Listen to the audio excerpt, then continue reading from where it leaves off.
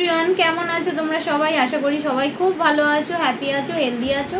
আজকে দেখে নেবো যাদের সম্পর্কে থার্ড পার্টি রয়েছে সেই থার্ড পার্টি কবে যাবে। তো থার্ড পার্টির যে প্রবলেম করছে তোমাদের জীবনে, সেই থার্ড পার্টি কবে রিমুভ হবে।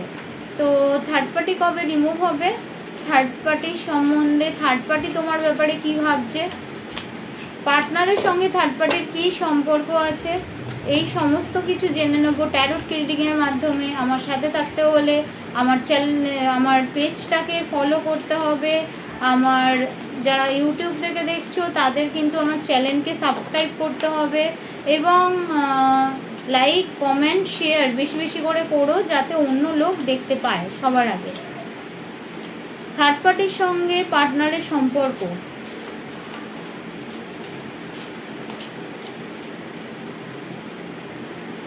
থার্ড পার্টির সঙ্গে পার্টনারের সম্পর্ক, থার্ড পার্টি তোমার ব্যাপারে কীভাবে,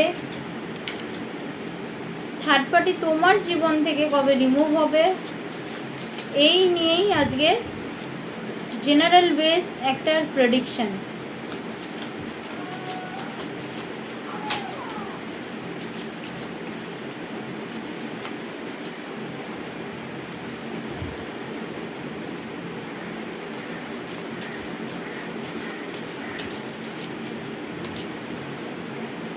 দেখো, থার্ড পার্টির যা মনোভাবনা, সেখানে কিন্তু তোমার ব্যাপারে থার্ড পার্টি অনেক নেগেটিভ কিছু ফিল করে, ঠিক আছে।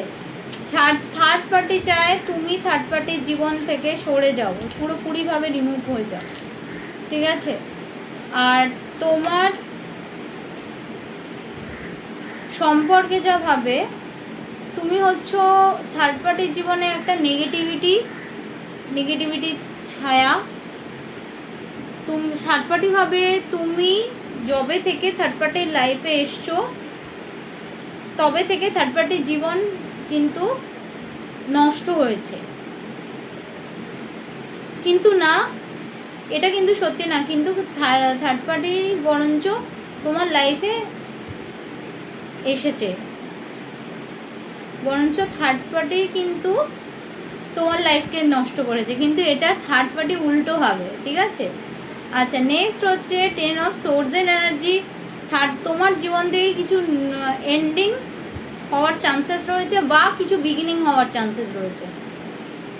নতুন কিছু শুরুয়াত থার্ড পার্টির লাইফে আসছে বা এসেছে। থার্ড পার্টি ম্যারেড হতে পারে বা রিলেশনশিপে থাকতে পারে, এবং থার্ড পার্টির লাইফে কিন্তু একটা নতুন মোড় এসেছে।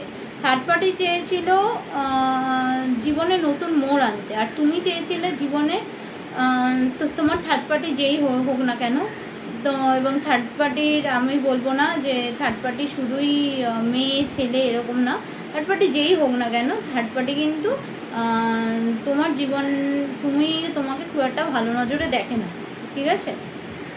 এবং থার্ড পার্টি নিজেকে কিন্তু খুব শ্রেষ্ঠ মনে করে, এবং থার্ড পার্টির কিন্তু একটা কি বলবো, ওর মধ্যে কিন্তু থার্ড পার্টি কিন্তু ইমোশনালি, তো থার্ড পার্টির যে পার্টনার আছে, মানে এখানে বুঝতেই পারছো থার্ড পার্টির যে পার্টনার মানে তোমার পার্টনার ইদার থার্ড পার্টির পার্টনার, মানে এখানে হচ্ছে আমি বুঝিয়ে বলছি, তোমার যে পার্টনার বা ধরো তোমরা কেউ রিলেশনশিপে আছো বা তুমি জানো সেই মানুষটি বিবাহিত, ঠিক আছে, সেই পার্টনার কিন্তু আমি বলবো, এবং বা তুমি জাস্টিস পেতে চেয়েছিলে, কিন্তু জাস্টিস এখানে এই মুহূর্তে আসছে না, বা জাজমেন্ট এখানে এই মুহূর্তে আসছে না। তো সেই ক্ষেত্রে আমি বলবো থার্ড পার্টির পার্টনার বা তুমি বা থার্ড পার্টি, এখানে যেহেতু আমরা তিনটে মানুষকে পাচ্ছি, তো সেইখান থেকে কিন্তু আমি বলবো তোমার মন কোথাও ভেঙে গেছে, কোথাও তুমি তোমার পার্টনার আমি বলবো তোমার পার্টনার তোমাকে ভুল বুঝিয়েছে বা তোমাকে কিছু কথা হাইড করে গেছে, এবং তোমাকে সঠিক জাজমেন্ট বা সঠিক জাস্টিসটা সে নিতে দেয়নি, বা সে দেয়নি সঠিক জাস্টিসটা। এখানে কিন্তু আমি যা বলছি একদম কার্ড দেখে বলছি, কারণ এখানে হিরোফেন্ট অর্থাৎ দেখতে পাচ্ছি থার্ড পার্টি কিন্তু ম্যারিড। ওকে, থার্ড পার্টির জন্য তোমার লাইফে কিন্তু অনেক প্রবলেম হয়েছে, অনেক প্রবলেম ক্রিয়েট হয়েছে। সেটা প্রায় ক্রিয়েট হয়েছে কারো কারোর ক্ষেত্রে 1 বছর আগে থেকে, কারো কারোর ক্ষেত্রে 2 বছর আগে থেকে। থার্ড পার্টি লাইফে হতে পারে তুমিও ম্যারিড, সেও ম্যারিড হতে পারে, সে ম্যারিড তুমি আনম্যারিড, এরকম হতে পারে। ঠিক আছে, এবার যার যার সঙ্গে যতটুকু রেজোনেট করছে সে ততটুকু নেবে।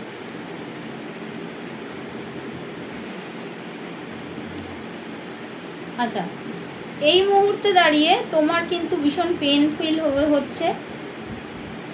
এই মুহূর্তে দাঁড়িয়ে তোমার কিন্তু নতুন কোনো রিলেশনশিপ আসার চান্সেস রয়েছে, বাট আমি বলবো একটু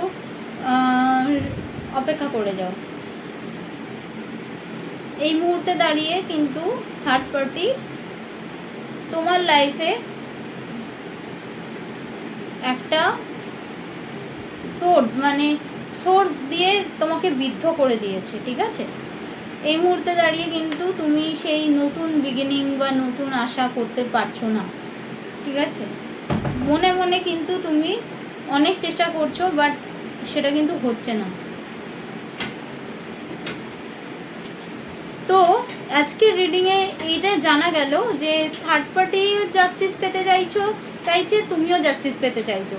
আর আলটিমেটলি প্রবলেম হচ্ছে তোমার পার্টনার কাকে জাস্টিস দেবে বা জাজমেন্ট দেবে সেটা কিন্তু তুমি এখনও ধোঁয়াশার মধ্যে থেকে গেছো বা ধোঁয়াশা হয়ে গেছে। তো আমি বলবো যে তোমরা কিন্তু এই মুহূর্তেই সাজেশন ভেবো না নতুন সম্পর্কে যাওয়ার কথা বা নতুন সম্পর্কে এগোনোর কথা, কারণ একটু সময় নিয়ে নতুন সম্পর্কে যেও, তোমাদের জীবনে নতুন সম্পর্ক আসছে। যারা মন শক্ত করে নতুন সম্পর্কে যেতে পারবে তারা তো খুব ভালো, তাদের জীবনে খুবই ভালো প্রচেষ্টা আমি বলবো।